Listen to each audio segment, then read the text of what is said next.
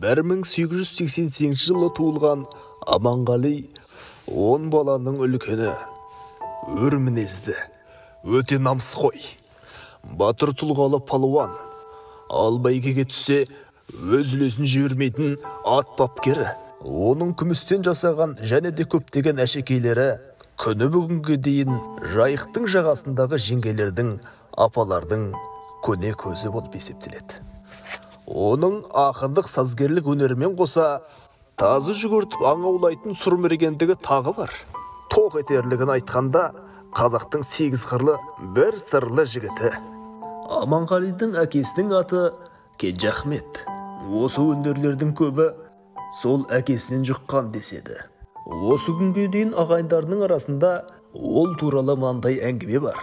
Кенже Ахметтің жас кезі болса керек, бірде қазақтар мен орыс казактары, яғни казактар деп отырғанымыз, орыс ұлтына қарағанда кішкене өзгешелеу, қоңырқай болып келетін, өте менсіген, қазақтың жерін әкесінің үйіндей көретін, алшаң басып, сондай қызулы халық деседі. Оны осы Орал, Атырау өңірінің үлкендері жақсы біледі. Сол Кенже Ахмет улап-шулап жатқан үлкен жәрмеңкеге келеді. Сол жәрмеңкеде орыс казактары жалғыз қазақты жабылып сабап жатқанын көріп, намыстан өртеніп кете жаздайды. Сол орыс казактарының сол кезде үстемдігі басым болатын. Оларға қарсы шығу патшаға қарсы шыққанмен бірдей. Енді үстемдіктің бәрін соларға беріп қойғанда, соларға тұрмай кім құтырсын? Кенже Ахмет мынандай айлаға көшті. Ол үстіндегі барлық киімдерін шешіп тастап, тек қана іш киімдерімен кешегі Кенесары Қабанбай ұрпақтарының абыройы үшін өзінікінен бөлек басқа атқа қарғып мініп, қолында дойры қамшысымен әлгілердің арасына жалғыз өзі түскен. Орыс казактарды оңды солды сабап, үйді үйіне қуып тығып, әлгі қазақты арашалап алады. Енді көзіңді құрт, әйтпесе сені мыналар өлтіріп тынады. Басы жарылған қазақ әрең қашып құтылады. Әлгі орыс казактар күллі селең болып, бәрі жиналып келгенше, Кенже Ахмет киімдерін киіп, өз атына мініп үлгеріпті. Негізі бұл қазақ әскерлерімен аздап таныстығы да бар екен. Бетіндегі тұмшалаған орамалын шешіп тастап, сол қалың тобырмен бірге іздескен көрінеді. Ақыры таба алмағасын шаршап шалдыққан казактар іздеуді Кенже Ахметтің өзіне тапсырыпты. Іздеп жүргендері өздерін оңдырмай сабаған, дәл жандарында жүрген Кенже Ахмет емес пе? Сол мейірімділікке, әділдікке жаны құмар асыл ердің баласы осы Аманғали. Ол 1916 жылы патша жарлығы бойынша қазақ азаматтармен бірге ел қатарлы шет жақтарға қара жұмысқа барып, туған жеріне Ресейдегі ақпан революциясынан кейін оралғаны анық. Азамат соғысы жылдары қызылдардан соққы жеп, шегінген Сироп, Киселев отрядтарына қарсы Шолантау жерінде жорықта жүруі, қарамағындағы 30-40 қызыл әскерге командир болып, қазақ жерін ақпандылардың сойқанынан азат етуде еңбек сіңіргені шындық. Кеңес өкіметі орнаған алғашқы жылдары Аманғали милиция қатарлы қызмет істеген рас. Сол кездерде көп адамның күні түсіп, жалпақтапшылар көбейе бастады. Сол кездерде көрші ауылдардың бірінде тұратын Қайыр атты, ауқатты саудагер баймен бесік құда болады. Яғни ұлы Нағымжанға соның қызын алып бермекші болып, тіпті қалың малда беріп қояды. Сөйтіп уақыт өтеді. Даланың еркесі сал-сері Аманғалиға тіпті жақпады. Сол кездегі қазақ байларының бір-бірін айдап салуы, ағайындар арасындағы неше түрлі арыздар, салық салу тағы бар. Қасындағы милициялардың құйтырқылық әрекеті азғантай уақытқа да жетпей жұмыстан шығуына тура келеді. Өз еркімен. Жұмыстан кеткен бойда ауыл ауқаттыларының жанындағы бақталас милициялардың алдында абыройы шыңнан ұшқандай түсіп, олар өзгеріп шыға келеді. Азғантай орта малы бар Аманғали отбасы және өз тумаластары өз еншісін алған бойда кедейлене түседі. Сөйтіп бір күні серттескен құдасы Қайырға келеді. Қайыр карта құмар ойынына өте жақын еді. Аманғали да осал емес. Және үшінші байдың жақтасы ағайыны болады. Қайыр Аманғалиға: «Әй, кел, карта ойнайық», деп екі ағайын болып, арамдықпен Аманғалиды ұтып шығады. Сөйтіп оның астындағы жалғыз тұлпарынан айырады. Аманғали жеңілгенін мойындап: «Байеке, ауылға жетіп қалуға бір жаманатыңды бере тұр», деп өтінеді сабырлықпен. «Әй, сен қу кедей, ат сұрайсың, Саған ат та, менің мына қызымда жоқ. Мен жалаң аяқ бейшаралармен құда болатын жағдайым жоқ», деп лезде түрі өзгеріп, көзі шытынап, шындықты шорт кесіп айтады. Бұндайды күтпеген Аманғали не дерін білмей состиып тұрып қалады.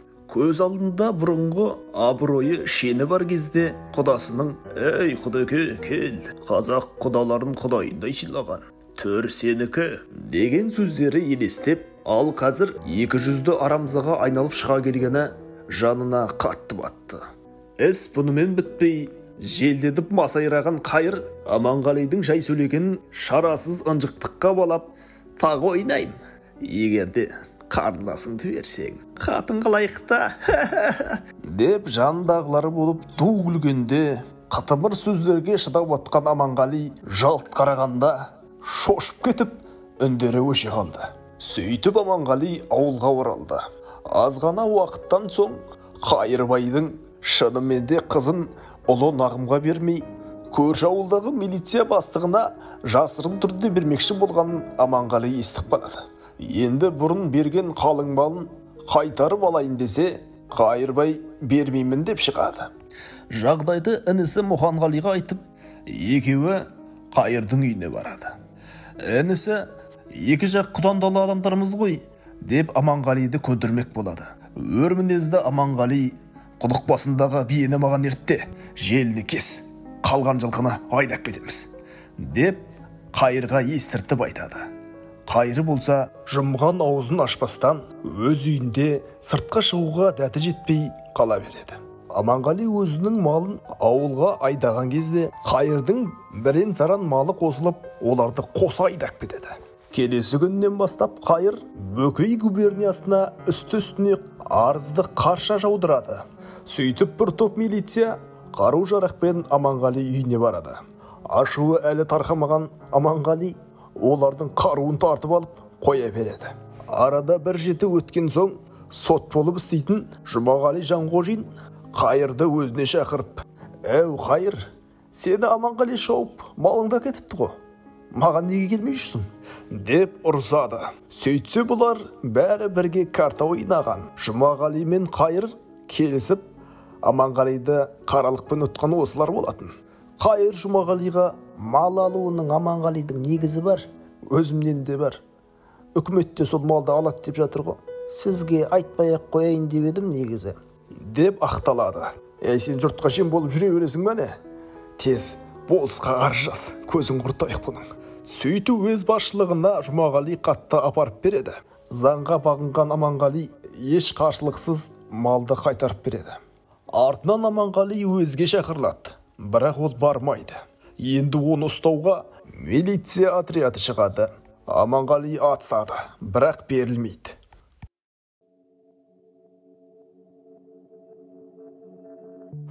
Бұрыннан халықты өзінің палуандығымен, батырлығымен тәнтетіп жүрген Аманғали енді тіпті аңызға айнала бастайды.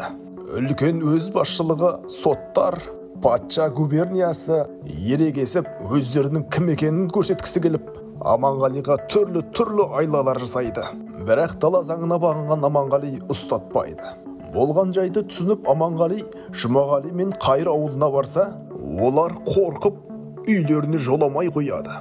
Жұмағали қауіптеніп Аманғалиға мынадай тағы бір әрекет жасайды.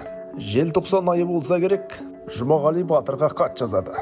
«Аманғали, осымен бәрі бітсін, бітімге келейік, бір-бірімізді кешірейік, менің үйіме қонаққа кел, достарыңмен, жолдастарыңмен, бірақ қарусыз келіңдер, шын көңілмен әңгімелесейік, осы бір мәселені қояйықшы», дейді.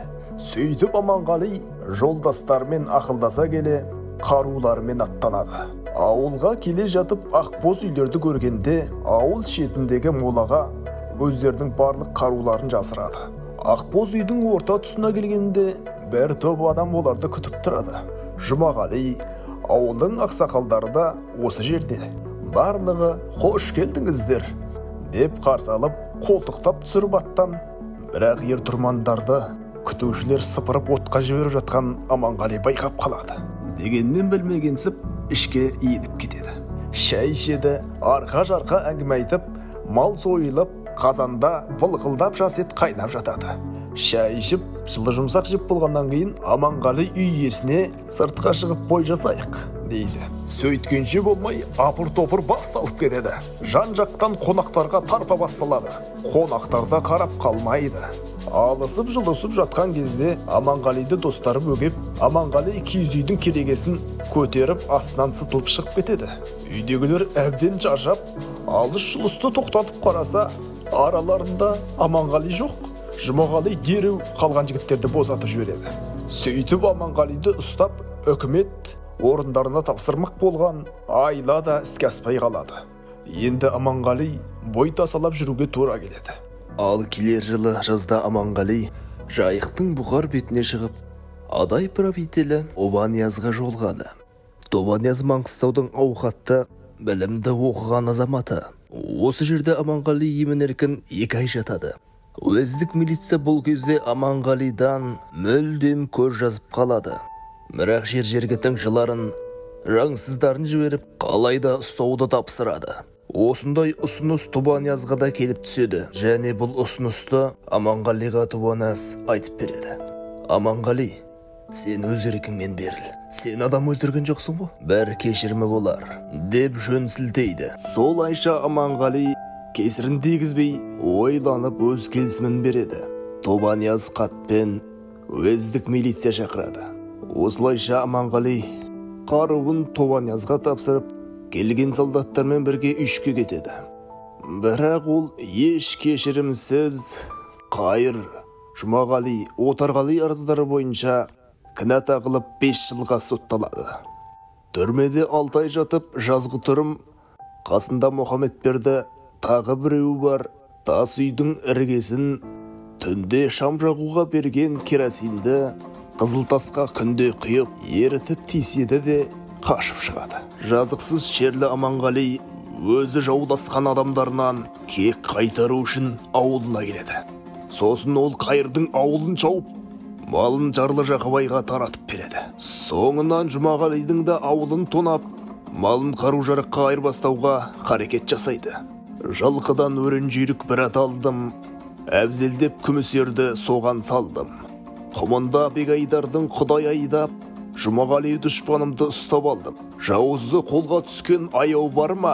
Біразақ ашуменен қамшыладым. Бірақ мен өлтіріп ақ кетер едім. Қайтейін, Мұханжанның тілін алдым. Көптеген әккі әскерлер Аманғалилардың соңына түседі. Жұмағали Кулагин бастаған және жаңа қаладан Чоннан 4-5 әккі әскер қосылады. Жалпы олардың жазба құжаттарында олардың ізіне түсіп қуу сергелдеңі айдан астам уақыт алды. Барлау жолдары Каспий теңізі мен Калмыкова қамалына дейін созылып жатты. Оған қоса Аманғалилар түнгі қараңғылықты өте оңтайлы пайдаланды. Жергілікті тұрғындар қорыққаннан олардың жерлерін тістерден шығармай біздерге айтпады. Ашқындар біздерге білдірмей, құпия жолдармен жүріп отырған. Біз 20 шақты адам отряд 4-ке бөліндік. Аманғалиларға бұл өте қолайлы болды. Сол барлауда Жұмағали Жанғожин Аманғали қолына түседі. Жанындағы әскерлермен қоса сабап, мылтық аттарын тартып, өлтірмей жаяу жібереді. Маусым айы ыстық күндерінде Қасқырдың айласындай Аманғали тобы өз аттарын құдықтың мұздай суымен суарған. Және аттарын кезекпен демалдырып отырған. Суарып болған соң құдықты құммен көміп тастаған екен. Өйткен себебі артына келе жатқан отрядтардың көліктерін шаршату басты мақсаты болған.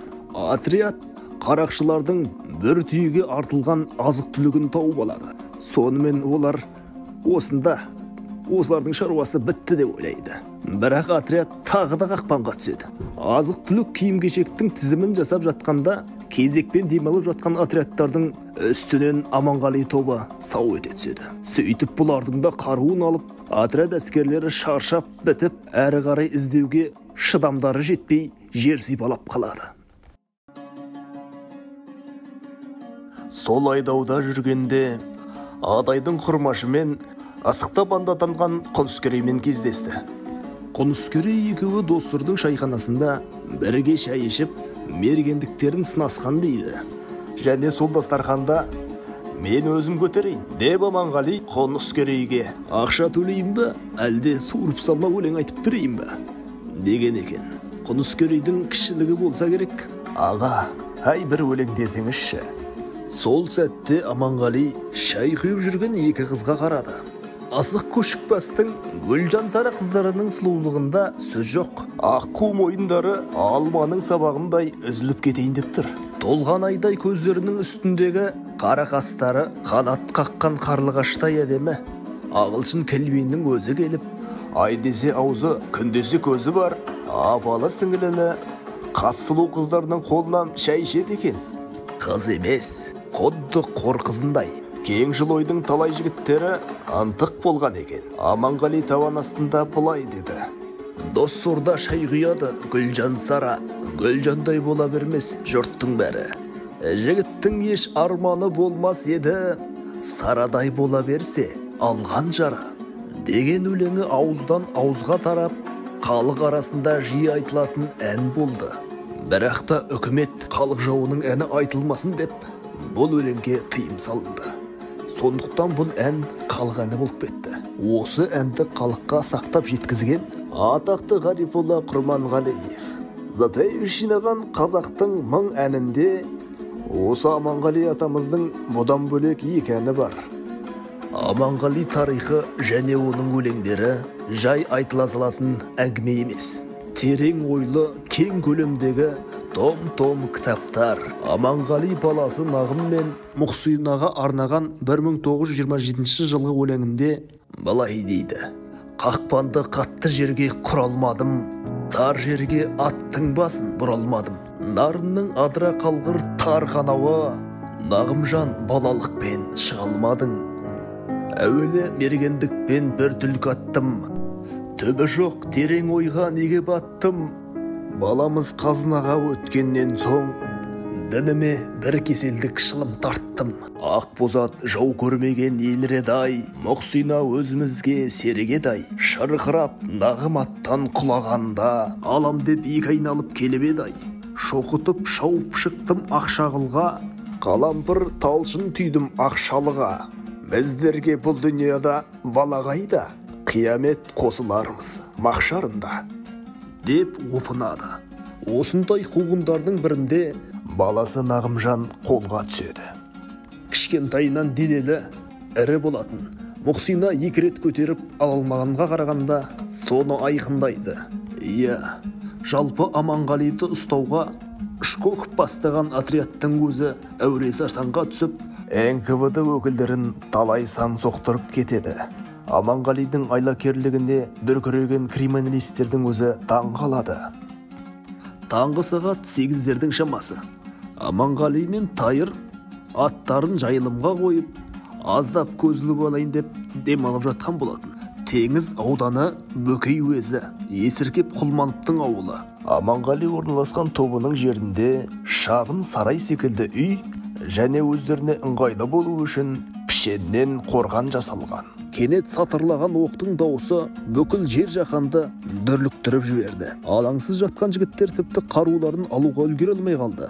Күн суық болғандықтан НКВД мүшелері үйге қоршалып тұрған шөптерге оқты жаудыра берді. Бірінші оқ Тайырды жалап өтіп, екінші атқылағанда дәл тиді. Аманғали шынымен бар ма жоқ па деген ниетпен көк түтін сейіле бастағанда отряд әскерлері үй үшін барлай қарап жақындай бастады. Үйдің ішіндегі адам тірі болуы мүмкін емес. Өйткені үйдің сау тамтығы жоқ. Сөйтіп Тайыр атты бір арлан сол жерде қаза табады. Шымыр әрі тез қозғалатын Аманғали бір тұлпардың жалын тартып мініп зымырай жөнелді. Жарқ етіп қайдан шыққанын түсінбеген отряд әскерлері Аманғали артынан жапа-тармағай шауып дүркірей жөнелді. Қарша бораған оқтар зымырап келеді. Негізі оған маңдай мүмкіндік болған. Бір лауазымды жолдасы саған жалған құжаттар жасап берейін. Басқа елге емін еркін өте бересің. Бұл менің қолымда. Ойлан, Аманғали, деген болатын. Сонда Аманғали: жоқ, мен өз жерімде, өз топырағымда қасық қаным қалғанша жауларыммен айқасып өлем, деп бас тартады. Сол сөздері есіне түсіп, ат үстінде шауып келеді. Кенет тұлпарының баяулап әлсірегенін байқайды. Сөйтсе манағы қарша бораған оқтан тұлпары жараланған екен. Отряд әскерлері жақындаған кезде Аманғали да атып үлгереді. Бір әскерді оқ жалап өтеді. Бірақ жан-жақтан борап жатқан оқтар даланың арланына жан-жақтан тиіп, мәңгілік сапарға өз топырағында, өз мекенінде қасіретпен шығарып салады. Иә, Аманғали Құныскереймен мергендігін сынасқанда, ортаға жылқына келіп, үстіндегі ерін босатып, қапталындағы ері мен ертоқым арасындағы тесіктен жылқы мен ертоқымға тегізбей, тура ортасынан өткізу шарт болады. Аманғали атып кеп жіберген кезде, тура ортасынан бірақ ертоқымды жалап өтеді. Құныскерей атқан шақта айтылған межеге дәлме-дәл ортасынан тура өткізеді. Құныскерей Аманғалиға: аға, адамды тірі жанды аяйды екенсің. Өлімің адамнан болады.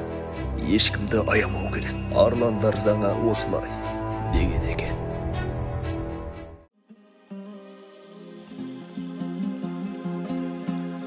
Ей тірлік зақарыңнан аға,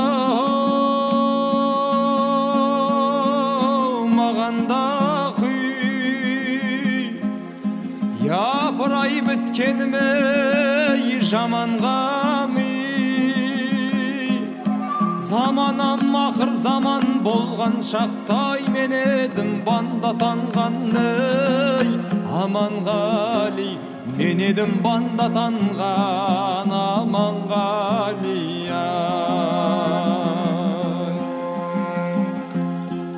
Соңыма түскеннен соң қас күнімдер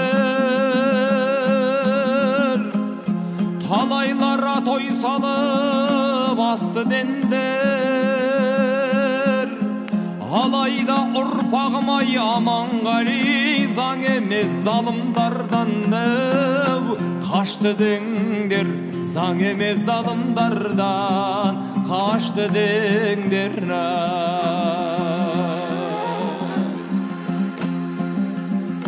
Мен де бір серің едім мақұл күміс көмей, сөзімді түсінуге тырыс кедей.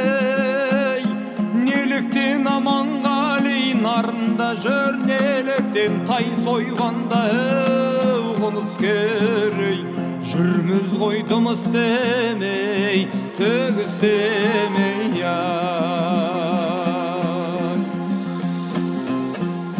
Тілеген жоқ болатын отан құрбан. Заман аяқ қарасын қатар қырған. Халқымның жоғын жоқтап жүрген кезде кіммен халық жауы атандырған. Кіммен халық жауы атандырған.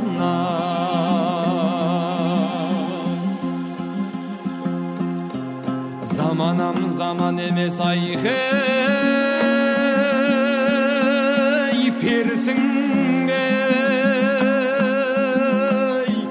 қоймадың сардаланың серісінде.